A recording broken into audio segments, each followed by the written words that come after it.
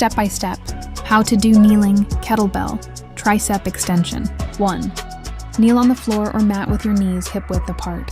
2. Hold a kettlebell by the horns, sides of the handle with both hands. Raise the kettlebell overhead, keeping your elbows close to your head and your biceps beside your ears. Keep your core tight and spine neutral. Avoid arching your lower back. Movement. 1. Inhale and slowly lower the kettlebell behind your head by bending your elbows. Keep your upper arms stationary. Only your forearms should move. 2.